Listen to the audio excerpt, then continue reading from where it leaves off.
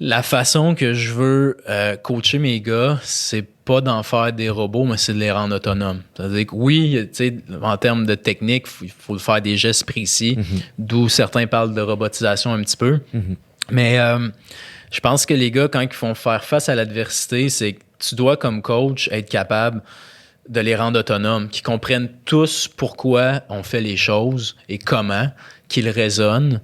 Puis c'est comme ça que je commence dès le début quand ils arrivent avec moi à leur premier meeting, pour qu'éventuellement, tu sais, j'ai un gars de 3e année qui va faire des drills avec moi puis une recrue, puis qui va y expliquer les choses autant que moi sur le pourquoi puis le comment. Parce que j'appelle ça le syndrome du GPS, dans le sens où, tu sais, quand ton GPS, il va pas bien ou qu'il te lâche dans un moment où tu te promènes à une place où tu n'es jamais allé de ta vie, ben là, qu'est-ce qui arrive? T'sais, là, tu es tout seul, tu n'as pas de solution, tu commences à être anxieux, à être stressé, puis là, c'est le bordel.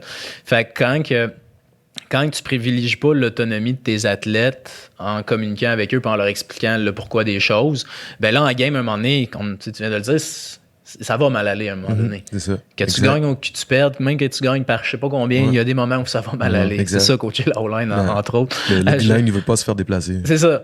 Puis là, à ce moment-là, ben, il faut que les gars soient capables de se trouver des solutions parce que le GPS, ben, moi, je suis sur le sideline. Fait qu'entre les séries, faut qu'ils le fassent par eux-mêmes, faut qu'ils puissent être capables de se recentrer puis de pas paniquer puis de rester focus pour être capable de pas être trop high, pas être trop low puis de continuer à performer. Fait que c'est ça, quand tes gars sont capables, rendus des vétérans à leur 2e, 3e année, d'expliquer le pourquoi du comment puis tout ça, je trouve que c'est un peu comme ça que je les prépare à faire face à l'adversité, c'est que leur coffre d'outils, ils l'ont garni presque aussi bien que moi. C'est sûr que je reste là pour leur rappeler des choses. Évidemment, c'est ma job, mais il faut que leur coffre d'outils soit plein pour qu'ils ne vivent pas le syndrome du GPS qui est en train de s'éteindre pendant que tu en as le plus besoin.